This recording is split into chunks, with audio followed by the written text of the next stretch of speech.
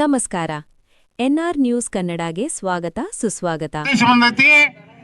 Bill ಕೊಟ್ರೆ ಕೊಡ್ತಾರೋ, ಕೊಡದಿದ್ರೆ ಕಾರ್ಖಾನೆ ಸೀಜ್ ಮಾಡುವಂತದ್ದು ಒಂದು ಪವರ್ ಕೊಟ್ಟಾರು. ಆ ಪವರ್ ನಾವು ಉಪಯೋಗಿಸ್ತು ಅಂತೇಳಿ ತಾವು ಹೇಳಿದ್ರು. ಅದಕ್ಕೆ ನಾವು ಏನು ಹೇಳಿದ್ವಿ ಅಂದ್ರೆ, ನೀವು ಕಾರ್ಖಾನೆ ತಂದ ಒಳಗೆ ಅರೆಸ್ಟ್ ಮಾಡ್ರಿ, ನಾವು ಇಲ್ಲಿಂದ ನಿಮ್ಮ ಕಚೇರಿ ಮುಂದಿಂದ ನಾವು ಹೋಗ್ತೀವಿ ಅಂತೇಳಿ ಹೇಳಿದ್ವಿ ಅವ್ರಿಗೆ. ಎಷ್ಟು ಮಂದಿನ ಅರೆಸ್ಟ್ ಮಾಡ್ಯಾರು, ಎಷ್ಟು ಮಂದಿನ ಅರೆಸ್ಟ್ ಮಾಡಿಲ್ಲ, ಅದನ್ನ ಬಂದು ತಾವು ಉತ್ತರ ಸರಿಯಾಗಿ ಕೊಡಬೇಕು. ಅದ್ರ ಮ್ಯಾಗಿಂದ ನಾವು ಮುಂದಿನ ನಿರ್ಣಯಗಳನ್ನು ತಗೋತೀವಿ. ಯಾಕಂದ್ರೆ ಎಷ್ಟು ಮಂದಿನ ಅರೆಸ್ಟ್. ನನ್ನ ಹೆಸರು ಗಣೇಶ್ ರೀ, ಊರ ಮೂಡಲ್ಗಿರಿ. ಕಬ್ಬಿನ ಬಿಲ್ ಇನ್ನ ಕೊಟ್ಟಿಲ್ರಿ. ಶಾಲ್ಯಾಗ ಸರ್ಗಳು ಫೀಸ್ ಕೇಳತ್ತಾರ್ರಿ. ಅದಕ್ಕೆ ನಮ್ ಕಬ್ಬಿನ ಬಿಲ್ ಲಘು ಕೊಡ್ರಿ.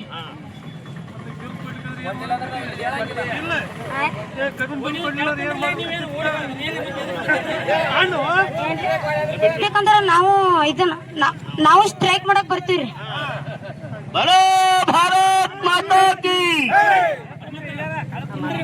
ದಯವಿಟ್ಟು ಎಲ್ಲರೂ ಕೂಡ್ಬೇಕು.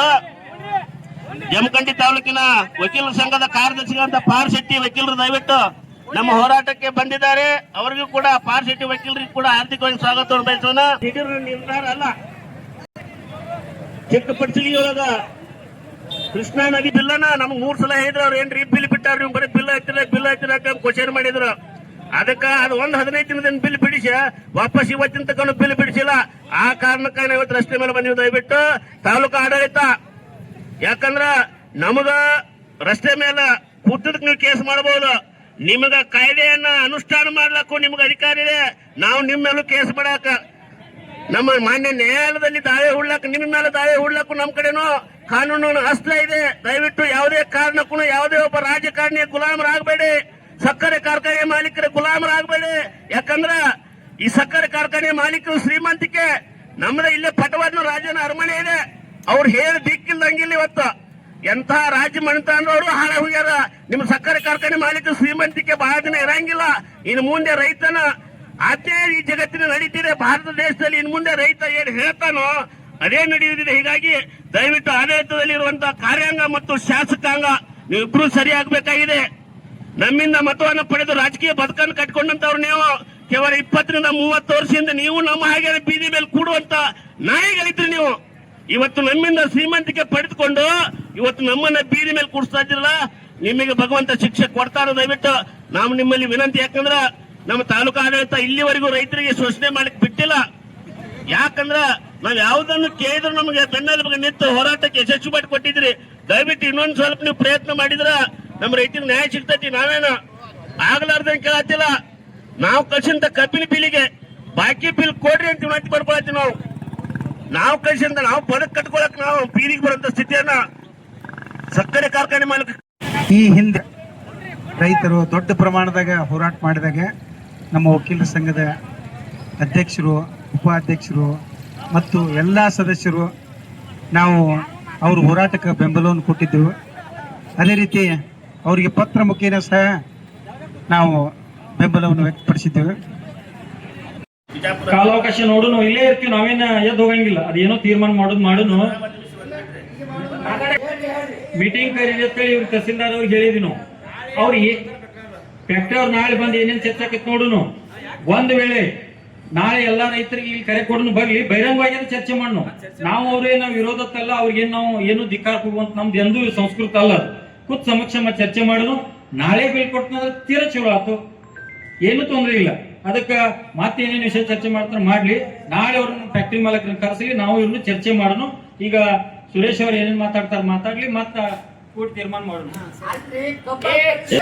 ಇಲ್ಲೊಂದು ಸಮಸ್ಯೆ ಏನೈತಪ್ಪ ಅಂದ್ರ, ವಿಶೇಷ ಬಾಗಲಕೋಟೆ ಜಿಲ್ಲೆ ಒಳಗ ಕಬ್ಬು ಬೆಳೆದ ಭಾಗ ಜಮಖಂಡಿ, ಮುಧೋಳ, ಬೀಳಗಿ ವಿಶೇಷ ಹೆಚ್ಚು ಬೆಳೆಯುವಂತ ಪ್ರದೇಶಗಳು.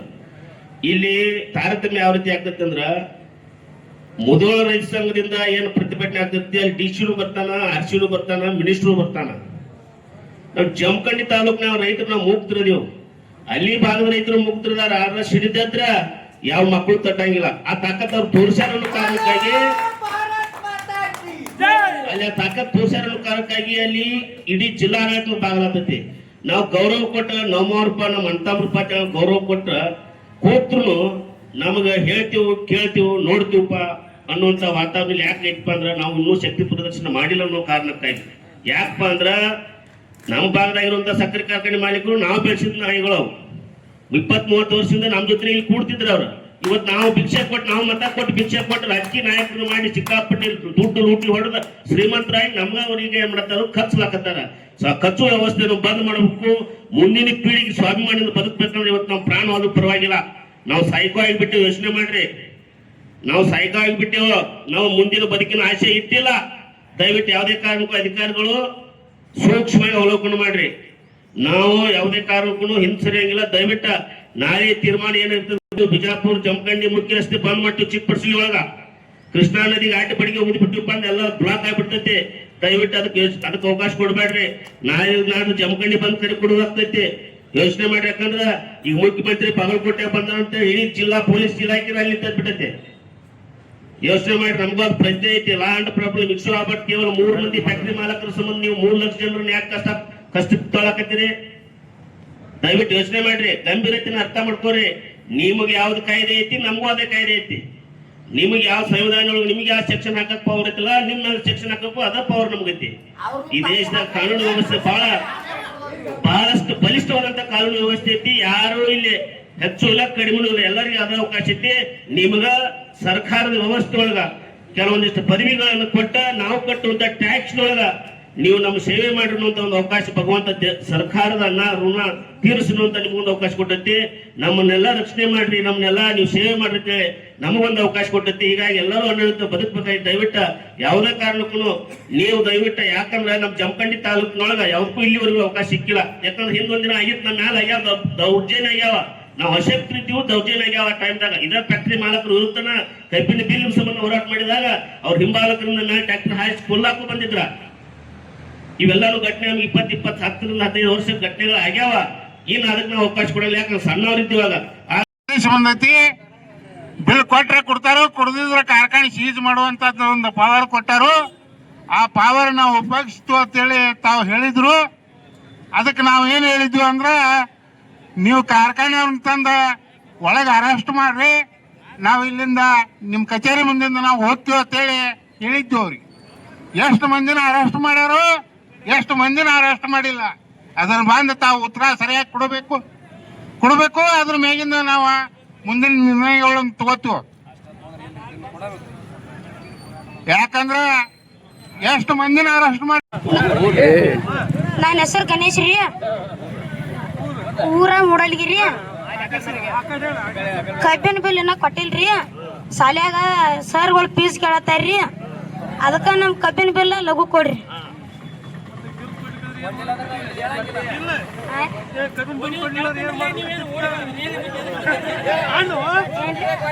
ಯಾಕಂದ್ರ ನಾವು ಸ್ಟ್ರೈಕ್ ಮಾಡಕ್ ಬರ್ತೀವ್ರಿ.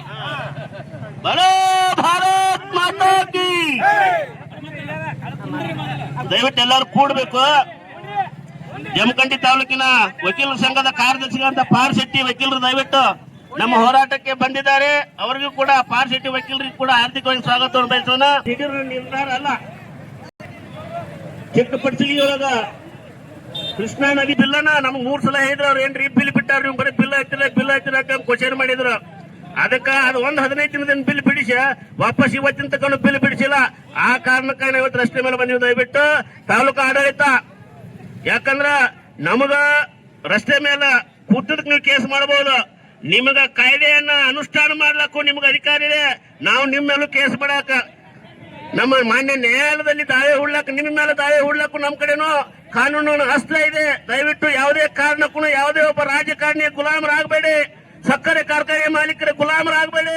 ಯಾಕಂದ್ರ ಈ ಸಕ್ಕರೆ ಕಾರ್ಖಾನೆ ಮಾಲೀಕರು ಶ್ರೀಮಂತಿಕೆ ನಮ್ಮದ ಇಲ್ಲೇ ಪಟವಾದ ರಾಜನ ಅರಮನೆ ಇದೆ. ಅವ್ರು ಹೇಳಿ ದಿಕ್ಕಿಲ್ದಂಗಿಲ್ಲ. ಇವತ್ತು ಎಂಥ ರಾಜ್ಯ ಮಣಿತಾಂಡ್ರವರು ಹಾಳ ಹೋಗ್ಯಾರ. ನಿಮ್ಮ ಸಕ್ಕರೆ ಕಾರ್ಖಾನೆ ಮಾಲೀಕರು ಶ್ರೀಮಂತಿಕೆ ಬಹಳ ದಿನ ಇರಂಗಿಲ್ಲ. ಇನ್ನು ಮುಂದೆ ರೈತನ ಅದೇ ಈ ಜಗತ್ತಿನ ನಡೀತಿದೆ. ಭಾರತ ದೇಶದಲ್ಲಿ ಇನ್ನು ಮುಂದೆ ರೈತ ಏನ್ ಹೇಳ್ತಾನೋ ಅದೇ ನಡೆಯುತ್ತಿದೆ. ಹೀಗಾಗಿ ದಯವಿಟ್ಟು ಆಡಳಿತದಲ್ಲಿ ಇರುವಂತಹ ಕಾರ್ಯಾಂಗ ಮತ್ತು ಶಾಸಕಾಂಗ ನೀವಿಬ್ರು ಸರಿಯಾಗಬೇಕಾಗಿದೆ. ನಮ್ಮಿಂದ ಮತವನ್ನು ಪಡೆದು ರಾಜಕೀಯ ಬದುಕನ್ನು ಕಟ್ಕೊಂಡಂತವ್ರು ನೀವು ಕೇವಲ 20-30 ವರ್ಷದಿಂದ ನೀವು ನಮ್ಮ ಹಾಗೆ ಬೀದಿ ಮೇಲೆ ಕೂಡುವಂತ ನಾಯಿಗಳಿದ್ರಿ. ನೀವು ಇವತ್ತು ನಮ್ಮಿಂದ ಶ್ರೀಮಂತಿಕೆ ಪಡೆದುಕೊಂಡು ಇವತ್ತು ನಮ್ಮನ್ನ ಬೀದಿ ಮೇಲೆ ಕೂಡಿಸ್ತಾ ಇದ್ದಿರಲ್ಲ, ನಿಮಗೆ ಭಗವಂತ ಶಿಕ್ಷೆ ಕೊಡ್ತಾರ. ದಯವಿಟ್ಟು ನಾವು ನಿಮ್ಮಲ್ಲಿ ವಿನಂತಿ, ಯಾಕಂದ್ರ ನಮ್ಮ ತಾಲೂಕು ಆಡಳಿತ ಇಲ್ಲಿವರೆಗೂ ರೈತರಿಗೆ ಶೋಷಣೆ ಮಾಡಕ್ ಬಿಟ್ಟಿಲ್ಲ. ಯಾಕಂದ್ರ ನಾವ್ ಯಾವ್ದನ್ನು ಕೇಳಿದ್ರು ನಮಗೆ ಬೆನ್ನೆಲುಬಿಗೆ ನಿಂತು ಹೋರಾಟಕ್ಕೆ ಯಶಸ್ವಿ ಮಾಡಿ ಕೊಟ್ಟಿದ್ರಿ. ದಯವಿಟ್ಟು ಇನ್ನೊಂದ್ ಸ್ವಲ್ಪ ನೀವು ಪ್ರಯತ್ನ ಮಾಡಿದ್ರ ನಮ್ಮ ರೈತರಿಗೆ ನ್ಯಾಯ ಸಿಗ್ತೈತಿ. ನಾವೇನು ಆಗ್ಲಾರ್ದಂಗೆ ಕೇಳತ್ತಿಲ್ಲ. ನಾವು ಕಳ್ಸಿಂತ ಕಬ್ಬಿನ ಬಿಲ್ಲಿಗೆ ಬಾಕಿ ಬಿಲ್ ಕೊಡ್ರಿ ಅಂತ ವಿನಂತಿ ಮಾಡ್ಕೊಳತ್ತೀವಿ. ನಾವು ಕಳ್ಸಿಂದ ನಾವು ಬದುಕು ಕಟ್ಕೊಳಕ್ ನಾವು ಬೀದಿಗೆ ಬರುವಂತ ಸ್ಥಿತಿಯನ್ನ ಸಕ್ಕರೆ ಕಾರ್ಖಾನೆ ಮಾಲಕ ನಮ್ಮ ತಾಲೂಕಿನ ಸಮಸ್ತ ರೈತ ಬಾಂಧವರಿಗೆ ನಮಸ್ಕರಿಸುತ್ತಾ, ಇವತ್ತಿನ ದಿನ ನಾವು 2ನೇ ದಿನ ನಮ್ಮ ಬಾಕಿ ಇರ್ತಕ್ಕಂತಹ ಏನು ಕಬ್ಬಿನ ಬೆಲೆ ಇದೆ ಅದನ್ನು ಪಡೆಯುವ ನಿಟ್ಟಿನಲ್ಲಿ ಧರಣಿ ನಿರತರಾಗಿದ್ದೀರಿ. ನಾನು ನಿನ್ನೆನೇ ಬಂದು ನಮಗೆಲ್ಲ ನಡೀತಕ್ಕಂಥ ಘಟನೆಯನ್ನು ನೋಟಿಸು ಯಾವಾಗ ಬಂತು, ಯಾವಾಗ ಜಾರಿ ಮಾಡಿದ್ವಿ, ಏನಾಯಿತು ಅಂತಕ್ಕಂಥದ್ದನ್ನು ನಿನ್ನೆ ದಿನನ ನಮಗೆ ವಿವರಿಸಿದ್ದಿದೆ. ಅದು ನಾವು ಯಾವಾಗೂ ರೆವಿನ್ಯೂ ರಿಕವರಿ ಅಂತ ಮಾಡಬೇಕಂತಂದಾಗ ಅದಕ್ಕೊಂದು ನಿಯಮ ಇರ್ತೈತಿ. ಆ ನಿಯಮದ ಅನ್ವಯ DC ಅವರಿಂದ ಏನು ನಮಗೆ ಇಮೇಲ್ ಬಂತು, ನಿನ್ನೆ ರಜೆ ಇದ್ದರೂ ಕೂಡ ಅದನ್ನು ನೋಟಿಸನ್ನು ನಿನ್ನೆ ಸಿದ್ಧಪಡಿಸಿ ಇವತ್ತಿನ ದಿನ ಜಾರಿ ಮಾಡ್ತಕ್ಕಂಥದ್ದು ಆಗಿದೆ. ಆಮೇಲೆ ಬೆಳಗ್ಗೆ ಮಾನ್ಯ AC ಅವರು ಕೂಡ ಬಂದು ಈ ವಸ್ತುಸ್ಥಿತಿಯನ್ನು ಮಾನ್ಯ DC ಸಾಹೇಬರಿಗೂ ಕೂಡ ಇದನ್ನು ಗಮನಕ್ಕೆ ತಂದಿದ್ದಾರೆ. ಬೆಳಗ್ಗೆ ಹೇಳಿದರು, ನಾ DC ಸರ್ ಅವರ ಗಮನಕ್ಕೆ ಬರ್ತೀನಿ ಅಂತ ಹೇಳಿ. ಇದು ಮೇಡಮ್ ಅವರು ನಾವು ಎಲ್ಲ ಮಾತನಾಡಿ ಇದನ್ನು ಮತ್ತೆ ಹೋಗಿ ನಾವಾಗಲಿ ನಮ್ಮ ಪೊಲೀಸ್ ಇಲಾಖೆಯ PSI ಅವರಾಗಿರ್ಬೋದು ಎಲ್ಲರೂ ಅದನ್ನು ಚರ್ಚೆ ಮಾಡಿ ಮಾನ್ಯ DC ಅವರಿಗೆ ಮತ್ತು SP ಅವರಿಗೆ ಎಲ್ಲರಿಗೂ ಕೂಡ ಗಮನಕ್ಕೆ ತರಲಾಗಿ ಮಾನ್ಯ DC ಅವರು ಕೂಡ ಈಗ ವಿವಿಧ ಕಾರ್ಖಾನೆಗಳ ಎಷ್ಟೆಷ್ಟು ಬಾಕಿ ಇದೆ ಅವರವರ MDಗಳ ಜೊತೆಗೆ ಸಂಪರ್ಕದಲ್ಲಿದ್ದಾರೆ. ಅದನ್ನು ಆದಷ್ಟು ಬೇಗನೆ ನೀವು ಅದನ್ನು ರೈತರ ಖಾತೆಗೆ ಜಮಾ ಮಾಡಬೇಕು. ಎಲ್ಲರೂ ಕೂಡ ಒಂದಿಲ್ಲ ಒಂದು ರೀತಿಯ ಸಮಸ್ಯೆಗಳಿಂದ ಬಳಲ್ತಾ ಇದ್ದಾರೆ. ಅವರು ತಮ್ಮ ಇಡೀ ವರ್ಷ ಬೆಳೆದಿರ್ತಕ್ಕಂತಹ ಬೆಳೆಯನ್ನು ಅವರು ತಮ್ಮ ಇದನ್ನು ಪೂರೈಕೆಯನ್ನು ಮಾಡಿರ್ತಾರೆ. ಅದಕ್ಕಾಗಿ ಭಾಳಷ್ಟು ಸಮಸ್ಯೆಗಳದಾವ. ನಮಗೆ ನಿನ್ನೆನೇ ಇಲ್ಲಿ ಈ ಜಾಗದೊಳಗೆ ನಮ್ಮ ರಾಜು ಅವರು ಒಬ್ರದ್ದು ಇದನ್ನು ಕೇಳಿದರು, ಸಮಸ್ಯೆ ಇದ್ದದನ್ನು ಹೇಳಿದರು. ಅವ್ರು ಕೂಡಲೇ ಹಾಗಂತೆ ಅವ್ರ ಬೆಳೆಗೆ ಜಮಾ ಮಾಡಿದಾರೆ ಅಂತ ನೋಡ್ರಿ ರಾಜು. ಅವ್ರು ತೊಂದರೆ ಇದ್ದಾಗ ಮಾಡಿರ್ತಕ್ಕಂಥದ್ದು ಇದೆ. ಅದಕ್ಕಾಗಿ ಮಾನ್ಯ DC ಅವರು ಕೂಡ ಈಗಾಗಲೇ ಅವ್ರ ಜೊತೆಗೆ ಸಂಪರ್ಕದಲ್ಲಿದ್ದು ಅದನ್ನು ಆದಷ್ಟು ಬೇಗನೆ ಮಾಡಿ ಸಮಸ್ಯೆಯನ್ನು ಪರಿಹರಿಸ್ತೀವಿ ಅಂತೇಳಿ ಮಾಹಿತಿಯನ್ನು ಹೇಳಿದ್ದಾರೆ. ಒಂದು ಆದೇಶ ಬಂದಂತ ಹೇಳಿದಿರಿ. ಆದೇಶ ಪ್ರಕಾರ ಅವ್ರಿಗೆ ಕಾರ್ಖಾನೆ ಅವ್ರ ಮೇಲೆ ಏನ್ ಮಾಡಿರಿ? ನೋಟಿಸ್ ಕೊಟ್ಟರಿ. ಎಲ್ಲಿವರೆಗೆ ಅದು ಜಾರಿ? 10 ದಿನಕ್ಕೆ ನಮ್ಮ ರೈತ ಬಂದವರು ಅಲ್ಲಿವರೆಗೆ ನಿಮ್ಗೆ ಏನ್ ಮಾಡಕ್ ಆಗೋದಿಲ್ಲ, ನಾವು ಎದ್ದು ಹೋಗೋದಿಲ್ಲ. ಈಗ ಸರ್ ಏನಾಗೈತ್ರಿ,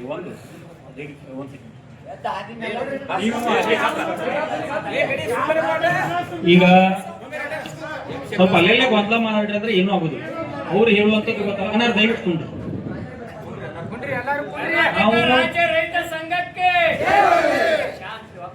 ನಾವು ನಿನ್ನೆ ದಿನ ಹೇಳಿವು.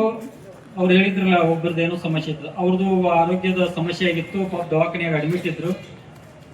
ಬಬಲೇಶ್ವರ ತಾಲೂಕಿನವ್ರತ್ತ ಅವ್ರದ್ದು ನಿನ್ನೆ ಏನೋ ಜಮಾ ಮಾಡ್ಯಾರತ್ತ ಹೇಳತ್ತಾರ. ಅದೇನು ತೊಂದ್ರೆ ಇನ್ನ ಅದು ತಾತ್ಕಾಲಿಕ ಐತಿ, ಸದಾ ಅನಿವಾರ್ಯ ಆಗಿತ್ತು. ಆ ದವಾಖಾನೆಗೆ ಅಡ್ಮಿಟ್ ಇದ್ದ ಕಾರಣ ಒಬ್ಬರದು ಜಮಖಂಡಿ ಸುಗರ್ಸಿಂದ ಅದು ಕೊಟ್ಟಾರತ್ತ. ಸರ್ ನಾವು ಕೇಳ್ತಕ್ಕಂಥದ್ದು, ನೀವು ನೋಟಿಸ್ ಕೊಡೋದು ನಿಮ್ಮ ಪ್ರೊಸೀಜರ್ ಇದು ಮೊದಲ ಆಗ್ಬೇಕಾಗಿತ್ತು.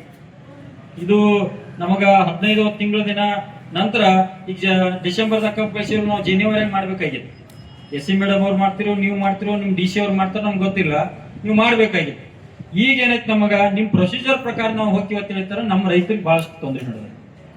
ನೀವು ಏನ್ ಮಾಡ್ತಿರೋ ಗೊತ್ತಿಲ್ಲ. ನಿಮ್ಮ ಮುಂದೆ ಯಾವತ್ತೇ ಮುಂಜಾನೆ ಆದ್ರೂ ನಾವು SC ಮೇಡಮ್ ಅವ್ರ ಮುಂದೆ ಹೇಳಿದ್ವಿ, DC ಅವ್ರನ್ನ ಇಮಿಡಿಯೇಟ್ಲಿ ಇಲ್ಲಿ ಕರೀರಿ, ಫ್ಯಾಕ್ಟ್ರಿ ಮಾಲಕರನ್ನ ಕರೀರಿ, ನೀವು ನಾಳೆ ಅಥವಾ ನಾಡದ್ ನಮಗೆ ಬಿಲ್ ಜಮಾ ಮಾಡ್ತೀರಿ ಇಲ್ಲ ಅಂತಕ್ಕಂಥ ಸ್ಪಷ್ಟವಾಗಿ ಹೇಳಿರ್ತೇವೆ ನಿಮ್ಗೆ ಹೇಳಿದ್ವಿ ನಾವು. ಅದಕ್ಕೆ DC ಅವ್ರು ಬರ್ತನಂದಾರೋ ಇಲ್ಲ ಅಂದಾರ. ಒಂದ್ ವೇಳೆ ನಮ್ಮ ರೈತರನ್ನ ಏನು ತಡೆದು ಆಗೋದಿಲ್ಲ ನಾವು. ಯಾಕಂತ ಹೇಳಿತಂದ್ರ ನಾವು ಎಷ್ಟೊತ್ತವ್ರನ್ನ ಸುಳ್ಳು ಹೇಳಿ, ಯಾಕಂದ್ರೆ ಈ ಕಡೆ ಪೊಲೀಸ್ ಡಿಪಾರ್ಟ್ಮೆಂಟ್ ಅವ್ರನ್ನ ಉಳಿಸ್ಕೋಬೇಕು, ನಿಮ್ಮನ್ನು ಉಳಿಸ್ಬೇಕು, ಮತ್ತೆ ಇವ್ರು ನಾವ್ ಎಲ್ಲರೂ ಗುದ್ದಾಡಿ ಕನ್ವಿನ್ಸ್ ಮಾಡಿ ಹರ್ಯಾಂದಾಗ ಇಲ್ಲಿ ಕುಡ್ಸಿದ್ದೆವು. ಬ್ಯಾಡಪ್ಪ ಅಂತೇಳಿ ಅವ್ರ ಕಡೆ ಹೇಳಿದ್ರು. ಅದಕ್ಕೆ DC ಅವರು ಏನೇನ್ ಅಂದಾರು ಏನೇನಿಲ್ಲ ಚರ್ಚೆ ಮಾಡ್ಯಾರ ಅಂತಕ್ಕಂಥದ್ದು ನೀವು ಹೇಳ್ರಿ. ಅದಾದ ನಂತರ ಮುಂದಿನ ನಾವು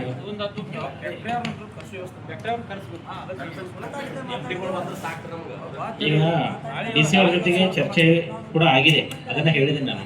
ಈಗಾಗಲೇ ತಮಗೆ ಆದಷ್ಟು ಬೇಗ ಅವ್ರ ಜೊತೆ ನಿರಸ್ತ್ರವಾಗಿ ನಾನು ಅವ್ರ ಜೊತೆ ಸಂಪರ್ಕದಾಗಿದ್ದೀನಿ. ಆದಷ್ಟು ಬೇಗನೆ ಮಾಡಿಸ್ತೀನಿ ಡಿ.ಸಿ ಅವ್ರು ಹೇಳ್ಯಾರ. ಜೊತೆಗೆ ಅಲ್ಲಿ ಉಪಚುನಾವಣೆ ಇರೋದ್ರಿಂದ ಅವರೇ ಅಲ್ಲಿ ಉಸ್ತುವಾರಿ ಇರೋದ್ರಿಂದ ಅಲ್ಲಿ ಸ್ವಲ್ಪ ಅವರಿಗೆ ಬೇರೆ ಬೇರೆ ನಮ್ಮ ಚುನಾವಣಾ ವೀಕ್ಷಕರು, ಅಬ್ಸರ್ವರು, ಅವರು ಇವರು ಎಲ್ಲ ಬಂದಿರೋದ್ರಿಂದ ಸ್ವಲ್ಪ ಅವರು ಹೆಕ್ಟಿಕ್ ಇದೆ ಅವರಿಗೆ. ಅದಕ್ಕಾಗಿ ಅವರು ಅವ್ರ ಮಾಹಿತಿಯನ್ನು ನೀಡಿದ್ದಾರೆ.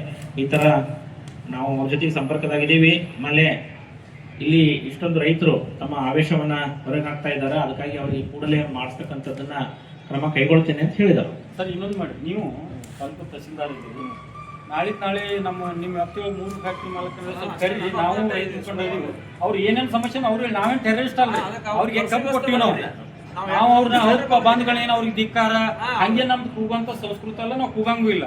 ಅವ್ರಿಗೆ ನಮ್ಗೆ ಕುಂಡ್ರು ಯಾಕಂತ ಹೇಳ್ತಾರೆ ಇದೇ ರೀತಿ ನೀವು ಏನ್ ಮಾಡತ್ತೀರಿ, ಅವ್ರಿಗೆ ಹೇಳ್ತೀರಾ, ನೀವು ಒಪ್ಕೊಂಡು ಅವ್ರು ನಿಮ್ಮ ಮುಂದೆ ಏನು ಹೇಳ್ತಾರೋ ನಮ್ಗೆ ಗೊತ್ತಿಲ್ಲ. ಅದಕ್ಕೆ ಇಲ್ಲಿ ನಿಮ್ಮ ಆಫೀಸ್ ಒಳಗೆ ಮೀಟಿಂಗ್ ಏರ್ಪಾಟ್ ಮಾಡ್ರಿ. ನಾಳೆ 10-11 ಗಂಟೆಗೆ ಅವರು ಬರಲಿ, ನಿಮ್ಮ ವ್ಯಾಪ್ತಿಯಲ್ಲಿ ಬರ್ತಕ್ಕಂಥ 3 ಕಾರ್ಖಾನೆದವರು ಬರಲಿ, ನಾವು ರೈತ ಮುಖಂಡ ಅದು ಏನನ್ನೋ ಸಮಕ್ಷಮ ಚರ್ಚೆ ಆಗಲಿ. ಮಾಡಕ್ ಸಾಧ್ಯ ಇಲ್ಲ. ನಾವು ಇದನ್ನ ಏನು ಈ ಬೇಡಿಕೆನ ಪ್ರಸ್ತಾಪ ಪಡಿಸಿದ್ರಿ, ನಾನು ಅವ್ರ ಜೊತೆಗೆ ಮಾತಾಡಿ ಅದೇನೈತೆ ನಿಮ್ಗೆ ತಿಳಿಸ್ತೀವಿ. ಅಷ್ಟು ಮಾಡಿ ತಹಸೀಲ್ದಾರ್ ಅವ್ರು ಹೋಗ್ಲಿ, ಅವರು ಕೆಲಸ ಮಾಡಕತ್ತಾರ ಮಾಡ್ಲಿ, ನಮ್ದೇನಿಲ್ಲ. ದಯವಿಟ್ಟು ನಾವು ನಾಳಿನ ದಿನ ಚಿಕ್ಕಪಡಸಗಿ ರೋಡು ಬಂದ್ ಮಾಡ್ತೇವೆ. ಬಿಜಾಪುರ ಜಮಖಂಡಿ ಮುಖ್ಯ ರಸ್ತೆ ಬಂದ್ ಆಗುತ್ತೆ.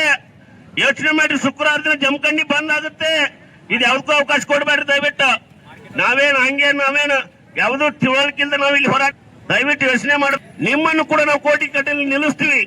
ಕೋರ್ಟಿನಲ್ಲಿ ಆದೇಶ ಮಾಡಿದೆ, ಯಾವ ಸ್ಟೇಷನ್ ನಲ್ಲಿ ಯಾವ ಅಧಿಕಾರಿ ಮೇಲೆ ಕೇಸ್ FIR ತೆಗೆದುಕೊಳ್ಳಲು ನೀವು ನೇರವಾಗಿ ಮಾನ್ಯ ನ್ಯಾಯಾಲಯಕ್ಕೆ ಬಂದು ದಾವೆಯನ್ನು ದಾಖಲಿಸಲಿ ಅಂತ ಕೋರ್ಟ್ ಆದೇಶ ಮಾಡಿದೆ. ಹೀಗಾಗಿ ಈ ಹಿಂದೆ ಈ ಬೆಲೆ ನಿಗದಿ ಸಂಬಂಧಪಟ್ಟಂಗ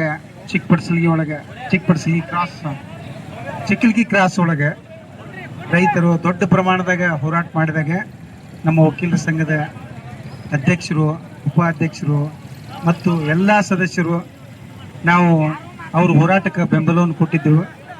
ಅದೇ ರೀತಿ ಅವರಿಗೆ ಪತ್ರ ಮುಖೇನ ಸಹ ನಾವು ಬೆಂಬಲವನ್ನು ವ್ಯಕ್ತಪಡಿಸಿದ್ದೇವೆ. ಕಾಲಾವಕಾಶ ನೋಡುನು, ಇಲ್ಲೇ ಇರ್ತೀವಿ, ನಾವೇನ ಎದ್ದು ಹೋಗಂಗಿಲ್ಲ. ಅದೇನೋ ತೀರ್ಮಾನ ಮಾಡುನು. ಮೀಟಿಂಗ್ ಕರೀರಿ ಅಂತೇಳಿ ಇವ್ರು ತಹಸೀಲ್ದಾರ್ ಅವ್ರಿಗೆ ಹೇಳಿದಿನು. ಅವ್ರಿಗೆ ಫ್ಯಾಕ್ಟ್ರಿ ಅವ್ರು ನಾಳೆ ಬಂದು ಏನೇನು ಚರ್ಚೆ ಆಕೈತಿ ನೋಡುನು. ಒಂದ್ ವೇಳೆ ನಾಳೆ ಎಲ್ಲಾ ರೈತರಿಗೆ ಇಲ್ಲಿ ಕರೆ ಕೊಡನು ಬರ್ಲಿ, ಬಹಿರಂಗವಾಗಿ ಚರ್ಚೆ ಮಾಡೋಣ. ನಾವು ಅವ್ರೇನೋ ವಿರೋಧತ್ತಲ್ಲ, ಅವ್ರಿಗೇನು ನಾವು ಏನು ಧಿಕ್ಕಾರ ಹೋಗುವಂತ ನಮ್ದು ಎಂದೂ ಸಂಸ್ಕೃತ ಅಲ್ಲ. ಕೂತ್ ಸಮಕ್ಷಮ ಚರ್ಚೆ ಮಾಡೋನು. ನಾಳೆ ಬೀಳ್ಕೊಟ್ನಂದ್ರೆ ತೀರಾ ಚಲೋ ಆಯ್ತು, ಏನು ತೊಂದರೆ ಇಲ್ಲ. ಅದಕ್ಕೆ ಮತ್ತೇನೇನು ವಿಷಯ ಚರ್ಚೆ ಮಾಡ್ತಾರೆ ಮಾಡ್ಲಿ. ನಾಳೆ ಅವ್ರನ್ನ ಫ್ಯಾಕ್ಟ್ರಿ ಮಾಲಕರನ್ನ ಕರೆಸಲಿ, ನಾವು ಇವ್ರನ್ನ ಚರ್ಚೆ ಮಾಡೋಣ. ಈಗ ಸುರೇಶ್ ಅವ್ರು ಏನೇನು ಮಾತಾಡ್ಲಿ, ಮತ್ತ ಕೂಡಿ ತೀರ್ಮಾನ ಮಾಡೋಣ. ಇಲ್ಲೊಂದು ಸಮಸ್ಯೆ ಏನೈತಪ್ಪ ಅಂದ್ರ, ವಿಶೇಷ ಬಾಗಲಕೋಟೆ ಜಿಲ್ಲೆ ಒಳಗ ಕಬ್ಬು ಬೆಳೆದ ಭಾಗ ಜಮಖಂಡಿ, ಮುಧೋಳ, ಬೀಳ್ಗಿ ವಿಶೇಷ ಹೆಚ್ಚು ಬೆಳೆಯುವಂತ ಪ್ರದೇಶಗಳು. ಇಲ್ಲಿ ತಾರತಮ್ಯ ಯಾವ ರೀತಿ ಆಗ್ತೈತೆ ಅಂದ್ರ, ಮುಧೋಳ ರೈತ ಸಂಘದಿಂದ ಏನು ಪ್ರತಿಭಟನೆ ಆಗ್ತೈತಿ, ಅಲ್ಲಿ DC ಬರ್ತಾನ, RC ಬರ್ತಾನ, ಮಿನಿಸ್ಟ್ರು ಬರ್ತಾನ. ನಾವು ಜಮಖಂಡಿ ತಾಲೂಕಿನ ರೈತರು ನಾವು ಮುಕ್ತರದೀವು. ಅಲ್ಲಿ ಭಾಗದ ರೈತರು ಮುಕ್ತರದಾರ. ಆದ್ರೆ ಸಿಡಿದ್ರ ಯಾವ ಮಕ್ಕಳು ತಟ್ಟಂಗಿಲ್ಲ. ಆ ತಾಕತ್ ಅವ್ರು ತೋರಿಸ್ಯಾರ ಕಾರಣಕ್ಕಾಗಿ